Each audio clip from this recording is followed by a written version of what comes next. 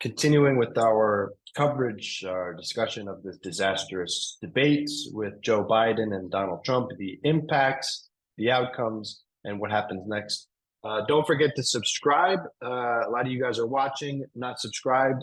I'm going to keep following all this stuff as it continues. So, yeah, and let's continue over here. We have a new set of data that is absolutely devastating when it comes to Joe Biden and his potential for becoming president. We have a post-debate poll, and uh, almost, obviously the outcome is that voters think Biden is too old to become president or to continue to be president. And we already knew this, but I think this debate pretty much just solidified that for a lot of people. Okay. This is what we need to get to right here. So, voters who watched or read about the debate prefer Trump's performance. Okay, I'm not going to say I prefer Trump's performance. I think he's a disaster. But I could agree that in this particular debate, he definitely won. And here are some of the interesting points. Voters who watched or read about the debate, 31% strongly approved of Trump's performance, 20% somewhat approved, and some didn't know. And then you have the rest disapproval with a net 4%. The same people who watched or read about the debate had Joe Biden minus 33, 49% strongly disapproved of his performance. Strongly disapproved. That's absolutely devastating. And it gets worse.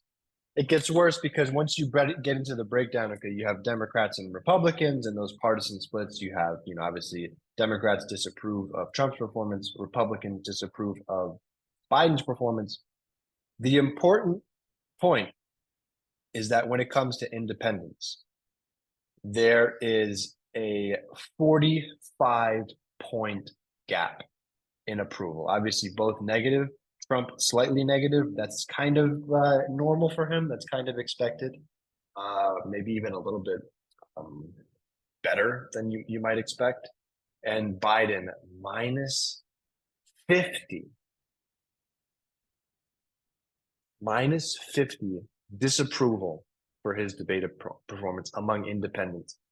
The most important voting block that is being fought over, that needs to be secured in order to win this election, guys, it's over. This is the end of the conversation. I know it's one, reaction post debate.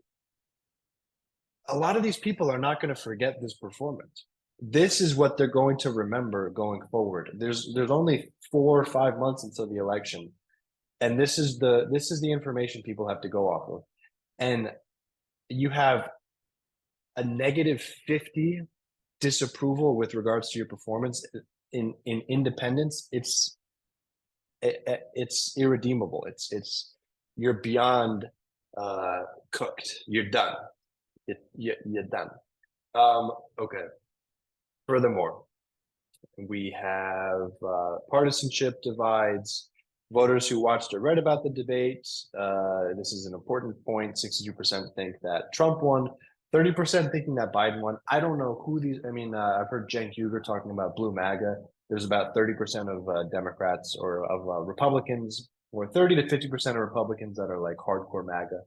Probably about 30 to 50% of Democrats you could file into the same, blue MAGA sort of sycophantic individuals that will just say, they'll just go with their team no matter what the circumstances. Kind of despicable, if you ask me. But still, 2/3 thinking that Trump won. That sounds about right. Obviously, Democrats, even among Democrats, only 60% thought that Biden won, and that is pretty.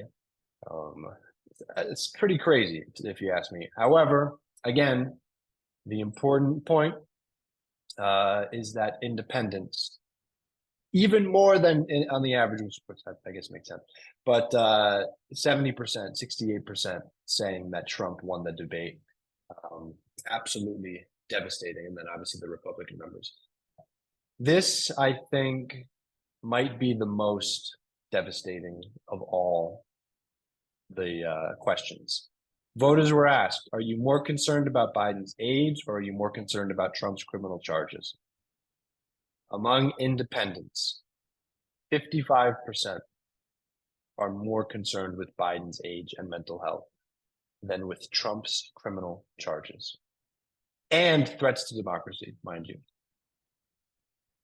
Even 21% of Democrats. 21% of Democrats. I don't know what to tell you.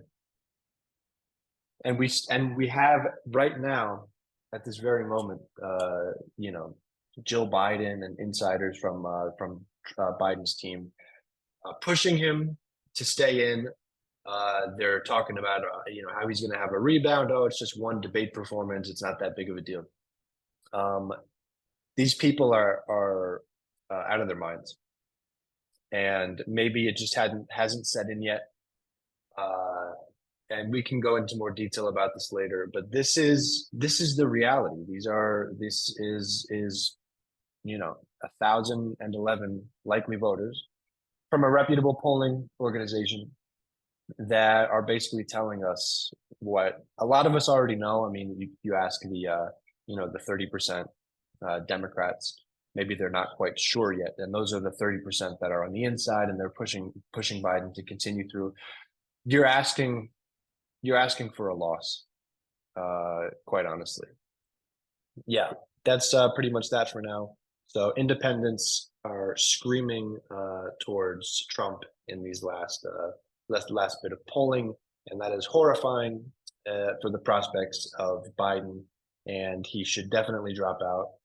But who knows? We'll see what happens. It's just getting crazier and crazier. So we'll see you guys in the next one.